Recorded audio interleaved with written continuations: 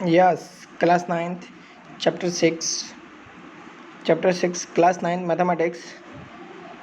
देखिएगा, today new chapter हमारा chapter 5 complete हो चुका है, यूक्लिड इंट्रोडक्शन। अब देखिए next chapter lines and angles. क्या है? Lines and angles. देखिए इसमें कुछ लाइंस और एंगल्स के between relation and lines and angles के रिलेटेड जो भी दिया गया है उसके बारे में आज पढ़ेंगे हमें। ठीक है, पहले हम इंट्रोडक्शन देखेंगे आज। इंट्रोडक्शन में क्या क्या है वो देखिएगा। फर्स्ट हमारा यहाँ पे दे रखा है basic term and definitions. Basic term and definitions. देखिए यहाँ पे सब फर्स्टली आप ध्यान रखिएगा कि बेसिक टर्म पढ़ने से पहले मैं एक चीज़ बता दूं आपको कि प्लीज़ आप ये वीडियो यूट्यूब पे देख रहे हैं तो लाइक शेयर एंड कमेंट ज़रूर करें। मैं आपका दोस्त विनोद कुमार आप सबको जो कुछ सिखा रहा हूँ वो बहुत अच्छे से सीखिएगा और आपकी भलाई के लिए कर रहा हूँ, ठीक है। और अगर आप मुझे सर मानते हैं तो फिर बहुत अच्छी बात है, तो आप सर के हिसाब से आप पढ़िएगा। बट बेटा पढ़िए ज़रूर, क्योंकि आपके लिए बहुत ज़्यादा काम की चीज़ है ये, और क्लास 9th के लिए वेरी वेरी इंपॉर्टेंट। मैं बार बार कह रहा हूँ कि 9th है वो बेस है आपकी क्लास 10th का, इसलिए प्लीज़ 9th को बहुत अच्छे से पढ़िएगा, ठीक है। अब देखिए नेक्स्ट यहाँ पे जो हम पढ़ने जा रहे हैं वो है basic term and definitions. Basic term and definitions. पहली बात तो ये पॉइंट आप समझिएगा, ये आपका पॉइंट है, ये क्या है? पॉइंट है। फिर सेकंड आपको बताएगा लाइंस। सेकंड आपको बताएगा लाइंस, देखिएगा ये लाइन है, ये लाइन है, ठीक है। बट देखिए इसमें एक चीज़ और नज़र आती है हमें, ये लाइन है हमारी, डबल एरो होगा तो यानी कि ये प्रोग्रेस कर रही है। ये लाइन क्या होती है? प्रोग्रेस कर, लाइन हमेशा प्रोग्रेस करती रहती है, वो भी लेफ्ट और राइट दोनों साइड में, बोथ साइड, ठीक है। ये हमारा एरो है और ये हमारा जो है वो है लाइन सेगमेंट। क्या है? Line segment. ध्यान रखिएगा इन चीज़ों का, ये लाइन है, ये एरो है और ये हमारा लाइन सेगमेंट है, ठीक है। इन तीनों में डिफरेंस आपको पता होना चाहिए। ये हमारा पॉइंट है जिसका कोई डायरेक्शंस नहीं होती, ठीक है। अब देखिएगा हमें यहाँ पे देखिए जो डेफिनेशंस गिवन है वो देखिए हम पढ़ recall that a part of a line with to and point is a called line segment. देखिए क्या लिखा है इन डेफिनेशन को, आप लिखिएगा, लिखा है a line with to and points is called line segment. या फिर यहाँ से आप स्टार्ट ये पूरा लिख दीजिएगा, recall that a part of a line, part या पोर्शन एक ही होता है। Recall that a part of line with two ends point is called line segment. और इसके नीचे आप एग्जाम्पल भी बनाइए, लिखिएगा, एक डायग्राम बनाइएगा। ये आपका लाइन सेगमेंट है, ये आपके पॉइंट है, एंडिंग पॉइंट जो ऐसा कह रहा है ये आपका, तो ये नीचे आप लिख देना लाइन सेगमेंट, क्योंकि ये आप पता होगा तो आपको बहुत आसानी होगी। एक चीज़ और ध्यान रखिए, इस पॉइंट का नाम दे दीजिए, इसका दे दीजिएगा बी। तो अब इसको डी नोट कैसे करेंगे? अब आप क्वेश्चन करेंगे तब आपको हम लाइन सेगमेंट नहीं लिखाएंगे, हम इस टाइप से बता देंगे कि ये आपका लाइन सेगमेंट है, ठीक है। इसको इस टाइप से डिनोट करते हैं, तो आप नीचे लिख दीजिएगा इस टाइप से, ओके। अब देखिएगा नेक्स्ट एक चीज़ हमारी हो गई। हम नेक्स्ट देखिए सेकेंड। सेकेंड में लिखा है कि and a part of line with one and point is called रे। देखिएगा यहाँ पे क्या लिखा है कि a part of line with one and point is called अ रे, यानी सिर्फ एक साइड में। ये देखिएगा, ये आपका रे, इसका भी नाम दे दीजिएगा ए बी। और इसको हम डिनोट कैसे करेंगे? ये इस टाइप से ए बी, ये डायरेक्शन इसका बी की टूवर्ड्स है, तो यहाँ पे भी इसी टाइप से इसको हमें डायरेक्शंस देनी है, ठीक है। तो ये हमारा रे, क्या है? रे, जिसको हम नॉर्मली एरो भी बोलते हैं, बट वो एरो यूज़ नहीं करना, वहाँ पे रे यूज़ करना है, ठीक है। ये हमारा रे लाइन सेगमेंट हो गया। एंड लाइन तो आप जानते हैं, ये लाइन जिसका एंडिंग पार्ट नहीं है, आप लिख देना recall that a line no ending point is called a line, okay.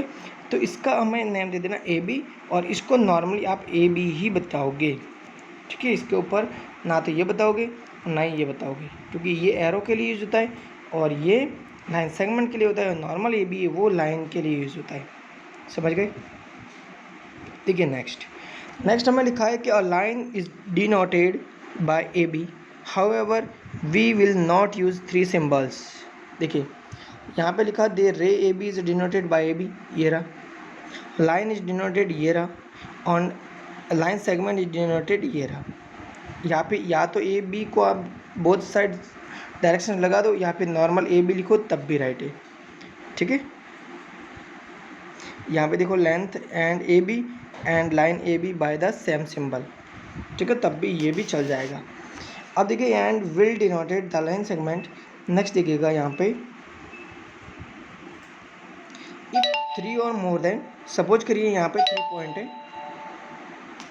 ये पॉइंट, ये पॉइंट और ये पॉइंट, और इन तीनों को जब हम ज्वाइन करते हैं तब ये क्या हो रहा है, एक ही लाइन में आ रहे हैं।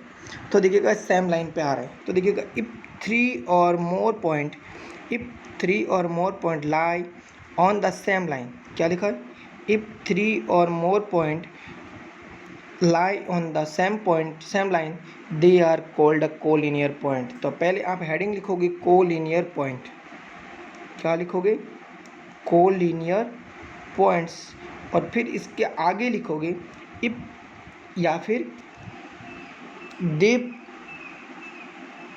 नहीं तो इफ पे लगा दिए, if more points lie on the same line, या 3 लगाना चाहते हो 3, और फिर इसके नीचे डायग्राम भी बना लेना ये वाला, और इसके नीचे लगा लेना ए बी सी, और फिर नीचे लिख देना A B C are collinear point. Collinear का मीन्स होता है सेम लाइन पर लाई होना, लाई यानी स्थापित।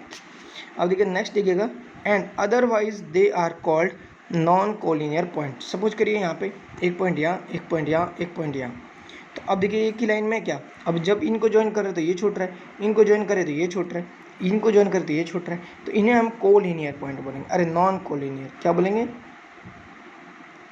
नॉन कोलिनियर पॉइंट बोलेंगे।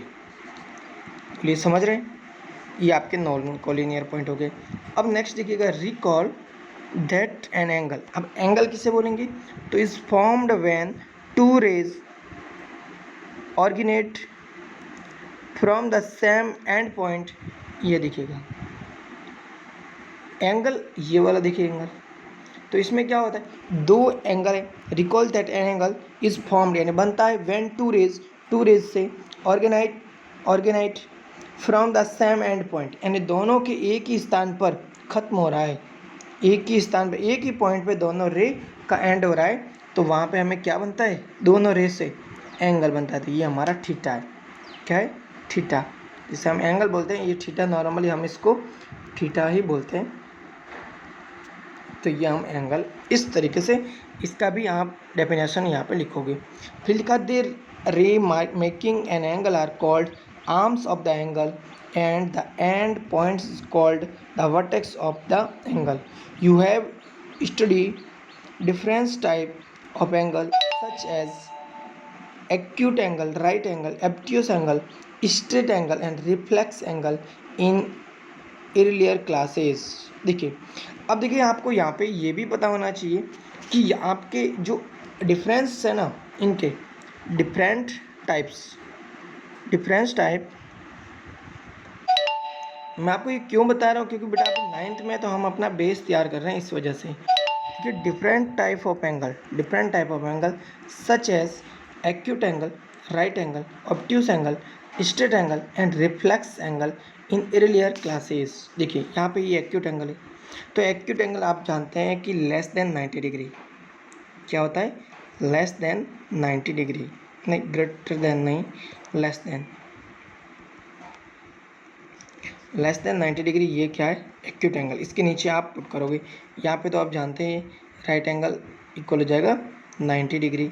ये आपका कौन सा ऑब्ट्यूस एंगल है, तो यहाँ पे लिख दोगे theta is greater than 90 degree, ये हो जाएगा, and less than 180 degree, and ये भी साथ में लिख देना लेस देन 180 डिग्री, ठीक है। और ये हमारा हो जाएगा 0 लेस देन, नहीं ऐसे नहीं, इसके लिए हम यहाँ पे यूज़ करेंगे कि थीटा इक्वल हो जाएगा ग्रेटर देन 90 यानी theta less than 90 and less than 0, यानी थीटा की जो वैल्यू है 0 और 90 के बिटवीन होनी चाहिए। यहाँ पर हमारा 90 होना चाहिए और यहाँ पर हमारा 90 theta 90 less than theta and less than 180। Theta is greater than 90 and less than 180। यहाँ पे आप ध्यान रखिएगा 90 एंड 180 के बिटवीन ऑब्ट्यूस एंगल है। नॉर्मली आपको याद रखना है तो ग्रेटर देन 90 तो ऑब्ट्यूस एंगल, लेस देन 90 तो एक्यूट एंगल एंड 90 तो राइट एंगल। नेक्स्ट देखिएगा यहाँ पे ये हमारा स्ट्रेट लाइन एंगल है। तो स्ट्रेट लाइन एंगल तो आप जानते ही हैं, ये स्ट्रेट लाइन एंगल है, ये डायरेक्ट कंप्लीटली वन साइड, ये इधर भी स्ट्रेट लाइन, इधर भी स्ट्रेट लाइन, ठीक है। और टोटल आप जानते हैं 1 पॉइंट के टू वन पॉइंट के अराउंडिंग total angle sum of angle 360। ये टोटल कितना होगा 360, तो वन साइड स्ट्रेट लाइन होगा तो यहाँ पे हो जाएगा 180 डिग्री। नेक्स्ट लिखा है रिफ्लेक्स एंगल। तो रिफ्लेक्स एंगल देखिएगा यहाँ पे, जैसे सपोज करिए ये वाला एंगल है, ठीक है, ये तो इसका रिफ्लेक्स एंगल क्या हो जाएगा, ये वाला, ये इसका रिफ्लेक्स एंगल हो जाएगा, है ना। तो ये सपोज करिएगा ये थीटा है, तो इसका वैल्यू कितना हो सकता है, लेस देन नहीं greater than 180, greater than 180 and less than 360, greater than 180 and less than 360, यानी 180 से बड़ा और 360 से छोटा होगा, वो क्या हो जाएगा, रिफ्लेक्स एंगल। इनकी बहुत ज़्यादा ज़रूरत पड़ने वाली है, ठीक है, टाइप्स ऑफ एंगल। तो आपको इन सब का डायग्राम बनाना है और सबको डिफरेंस इनके बिटवीन आपको बताना है। देखिए नेक्स्ट यहाँ पे देखिए सब कुछ लिखा गया है कि an acute angles measure between 0 degree and 90 degree. Acute angle measure between 0 degree and 90 degree, where a right angle is exactly equal to 90 degree and right angle is exactly equal to 90 degree. And acute angle measure between 0 and 90 degree, and where a right angle is exactly equal to 90 degree and angle greater than 90 degree but less than 180 degree. An angle greater than 90 degree but less than 180 degree is called obtuse angle. Also recall that a straight angle is equal to 180 degree, and also recall that a straight angle is equal to 180 degree. An angle which is greater than 180 degree but less than 360 degree is called a reflex angle. Further, two angles whose sum is 90 degree called a complementary angle. याद रखिएगा, ये complementary angle और supplementary angle, इन दोनों का definition आपको पता होना चाहिए। सप्लीमेंट्री के लिए क्या बोला है कि whose sum two angles whose sum is 180 degree are called supplementary angle. Two angles whose sum यानी दो एंगल उनका sum 180 degree are called supplementary angle. And two angles whose sum is 90 degree, two angles whose sum is 90 degree are called complementary angle. क्या हो जाएगा, complementary. Two angles whose sum is 90 degree are called complementary angle and two angles whose sum is 180 degree are called supplementary angle. समझ रहे हैं आप। Suppose करिए यहाँ पे ये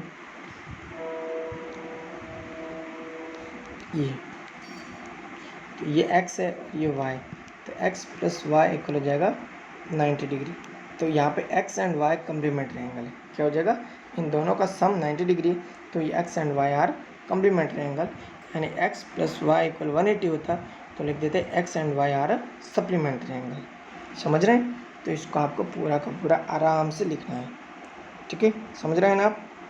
अब देखिए एडजेसेंट एंगल क्या होता है, नेक्स्ट हो रहा है हमारा एडजेसेंट एंगल। देखिए इन सब को आपको डायग्राम के साथ बताना है। एडजेसेंट एंगल में क्या होता है, देखिएगा एडजेसेंट एंगल में लिखा है यहाँ पे कि इफ एडजेसेंट एंगल्स पहले लिखिएगा, फिर लिखा है if they have a common vertex, common arm and their non common arms are on different sides on the common arm. देखिए ये हमारे पास एंगल्स बना हुआ है, ये वाला, इसमें बोला कॉमन वर्टेक्स। तो देखिए यहाँ पे कॉमन वर्टेक्स है दोनों के लिए, बोथ के लिए common vertex and common arms, one है, वन कॉमन आर्म्स है, देखिए ये वन कॉमन आर्म्स है, ठीक है, और वन जो नहीं, ये कॉमन आर्म्स है, वन कॉमन आर्म्स है, and both side, and both different side, या हाँ different sides of common arm, the non common arm है, ये नॉन कॉमन आर्म ये वाली, और इसके भी नॉन कॉमन आर्म ये वाली, लेकिन यहाँ पे लिखा their non common arms are on different sides of the common arm. तो यहाँ पे ध्यान रखा है एडजेसेंट एंगल क्या होता है, two angles are adjacent if they have a common vertex, a common arm, and their non-common arms are on different sides of the common arm।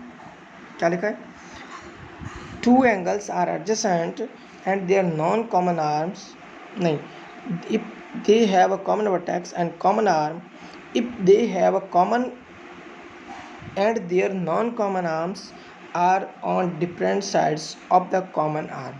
ठीक है, यहाँ पे सपोज करिए यहाँ पे ये वाली है, तो अब देखिए यहाँ पे ये दे रखा है, तब भी ये और ये क्या हो जाएंगे, एंगल है, कौन से हो जाएंगे, एडजेसेंट एंगल हो जाएंगे, क्योंकि यहाँ पे भी देख लीजिएगा common vertex and common arms their non common arms are on non-common are on different sides of the common arm। ठीक है, तो हम यहाँ पे लिख सकते हैं कि सपोज करिए इसका नेम ए, ये बी है, ये सी है एंड ये डी है, तो angle A B C and angle A D C are A C D या सी डी,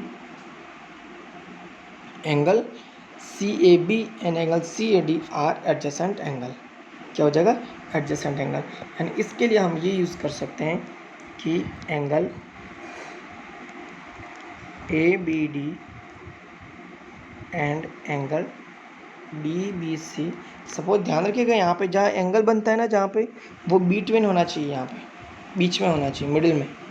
ठीक है, देखिए यहाँ पे भी मिडिल में, यहाँ पे भी मिडिल में, यहाँ पे देखिएगा जैसे यहाँ पे लिखा है कि ए बी सी, तो अब आप ये ऐसा नहीं ले सकते सी ए बी, ये भी कह दोगे सर ये भी एंगल है, तो ये एंगल नहीं है, क्रॉस, यहाँ पे एंगल हो जाएगा आपका एंगल ए बी सी, ये जो बी है जहाँ पे एंगल बनता है वो वाला पार्ट हमें मिडिल में होना चाहिए। ठीक है, ये नॉर्मल चीज़ें हैं, लेकिन ध्यान बहुत ज़्यादा रखना पड़ता है इनमें, क्योंकि नहीं तो हमसे गलती हो जाती है। देखिए, और अब आपको एक ध्यान रखना है कि angle A B C equal हो जाएगा angle A B D plus हो जाएगा एंगल सी बी डी। आप ऐसा ना, जैसे एंगल यहाँ पे लिखा गया है ए बी सी, ठीक है, तो आप एंगल ये लिख दो ए बी सी तब भी राइट है, एंड एंगल सी बी ए लिखो तब भी राइट है, लेकिन बस आपको ध्यान रखना है कि जहाँ एंगल बन रहा है वो मिडिल में होना चाहिए, बस ये और ये दोनों करेक्ट है। ठीक है, बट ऐसा नहीं लिख सकते आप सी ए बी नहीं लिख सकते, सी ए बी नहीं लिख सकते, ए सी बी नहीं लिख सकते, ये ध्यान रखिएगा। ठीक है, अब देखिए नेक्स्ट हमारा बताया लीनियर पेयर। क्या ध्यान रखना है, लीनियर पेयर। तो देखिए बेटा लीनियर पेयर यानी देखो एडजेसेंट एंगल का तो ये होता है, ये भी एडजेसेंट एंगल ही, क्योंकि इसमें तो common vertex and common arms देखनी है ओनली फॉर, एंड जो एंड नॉन कॉमन आर्म्स है वो different sides of common arms, ये ध्यान रखना है। बट जो लीनियर पेयर होता है, लीनियर पेयर क्या होता है, स्ट्रेट लाइन पर होता है, ऑन स्ट्रेट लाइन। देखिएगा यहाँ पे देखिए, if the non common arms B A and B C in form a line, they will look like, in this case are called linear pair of angle. देखिए इन दोनों का सम 180 डिग्री हो जाए, क्या यानी देखिएगा यहाँ पे angle A B D plus angle C B D equal 180 हो जाए, तो आप यहाँ पे क्या देना कि लीनियर पेयर है। क्या है, लीनियर पेयर है। ठीक है, समझ रहे हैं, तो यहाँ पे लीनियर पेयर हो जाएगा हमारे A B D and C B D is 180 degree, then they are called linear pair. ठीक है, angle A B D and angle D B C are called linear pair. समझ रहे हैं। एंड अब देखिए नेक्स्ट वर्टिकली अपोजिट एंगल। क्या vertically opposite angle? देखिए ये और ये जब दो लाइंस क्रॉस हो रही है, क्या क्रॉस हो रही है, जब दो लाइनें क्रॉस हो रही है तब हमें ध्यान रखना है कि ये वाले और ये वाला ये वर्टिकली अपोजिट है। या देखिएगा यहाँ ए, यहाँ ओ, यहाँ पे बी, यहाँ पे सी, ओ और डी। तो मैं यहाँ पे कह सकता हूँ कि angle A O B and angle C O D are vertically opposite angle. Vertically opposite angle, angle A O B, angle A O B and angle C O D are vertically opposite angle. क्या? Vertically opposite angle. समझ रहे हैं। And देखिएगा यहाँ पे देखिएगा और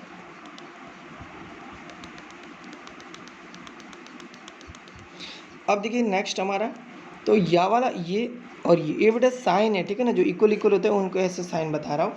तो angle A O D, angle A O D D and angle B O C are vertically opposite. ये भी वर्टिकली, वर्टिकली का मीन्स होता है जहाँ पे दोनों के हेड क्या हो रहा है, हेड टकरा रहे हैं, जहाँ पे इन दोनों के हेड टकरा रहे हैं। देखिए यहाँ पे आप क्रॉस ध्यान रखिएगा, क्रॉस, क्या क्रॉस। नेक्स्ट देखिएगा यहाँ पे intersecting line and non intersecting lines. यहाँ देखिए इंटरसेक्शन लाइंस तो आप जानते हैं जो दो लाइनें कट हो रही होती है उन्हें इंटरसेक्ट कहते हैं। इंटरसेक्टिंग लाइन ये वाली, नॉन इंटरसेक्ट लाइन ये होती है। नॉन इंटरसेक्ट लाइन को हम पैरेलल लाइन भी बोल सकते हैं, क्या पैरेलल लाइंस भी बोल सकते हैं। नॉन इंटरसेक्टिंग का मीन्स होता है जहाँ पे दोनों कभी कट नहीं हो सकती, है ना, कभी कट नहीं हो सकती, ऑलवेज पैरेलल, तो उन्हें क्या बोलेंगे, नॉन इंटरसेक्टिंग। एंड जहाँ कट हो रही वे दोनों की दोनों इंटरसेक्टिंग लाइंस कही जाएगी। नेक्स्ट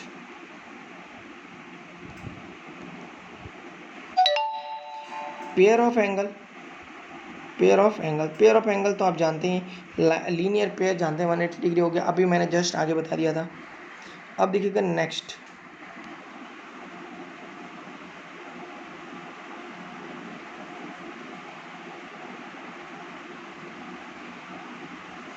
ये हमारे एक्सएम 6.1 है, ये एक्सएम 6.2 है।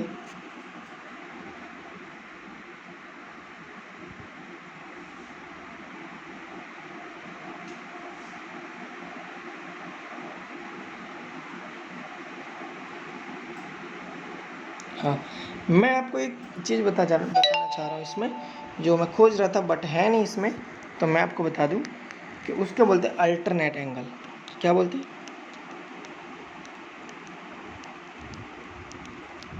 Alternate angle. ध्यान रखिएगा अल्टरनेट एंगल कहाँ बनता है, ये वाला देख लीजिएगा, जहाँ पे भी बेटा जहाँ यहाँ पे देखिएगा common arm and different vertex and non common arm, इन तीनों से मिलके हमें क्या बन रहा है। लेकिन आपको ध्यान रखना है नॉर्मली जहाँ पे जेड का साइन नजर आए, जेड का यहाँ देख लीजिए, तो ये एंगल और ये एंगल इक्वल हो जाते हैं, यानी नेम दे देते A B C and D. तो मैं यहाँ पे कह दूंगा angle A B C equal हो जाएगा एंगल बी सी डी। ये दोनों इक्वल है, क्यों? क्योंकि दोनों के दोनों अल्टरनेट एंगल है। ध्यान रखिएगा यहाँ पे ऐसे भी हो सकते हैं, तब भी ये और ये अल्टरनेट होंगे, ऐसे भी हो सकते हैं तब भी ये और ये अल्टरनेट होंगे, और ये ऐसे भी हो सकते हैं,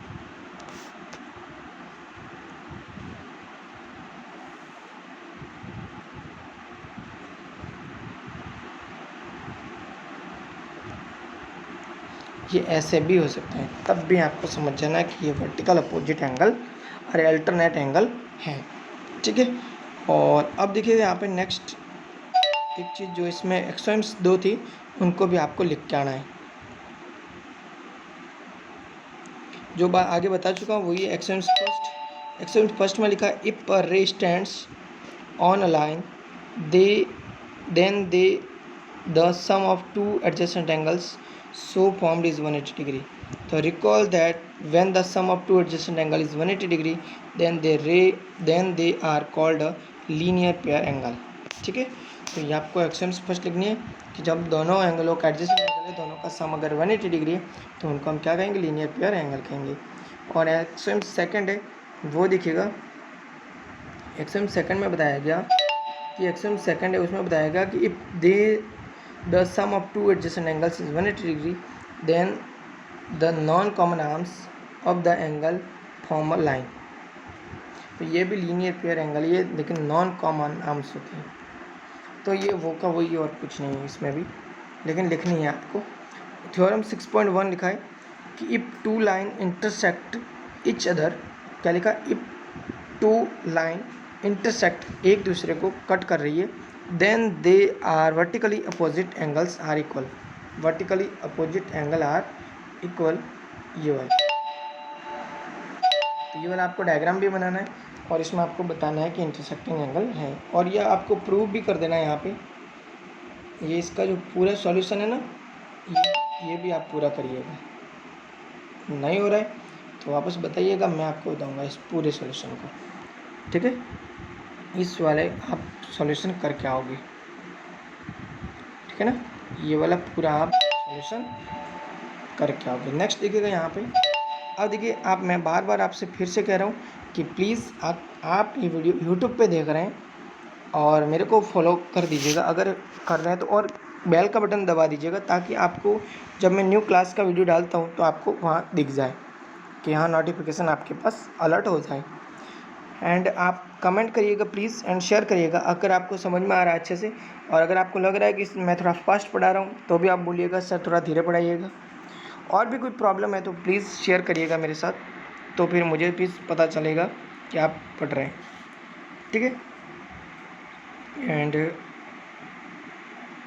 कल से हम स्टार्ट कर देंगे.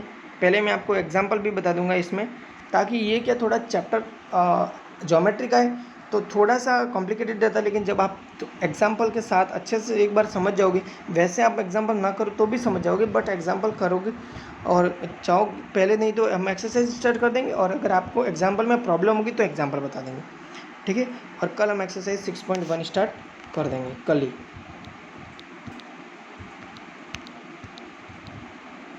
कल हम यहाँ पे एक्सरसाइज 6.1 स्टार्ट कर देंगे. ठीक है, and thanks for watching. Bye bye.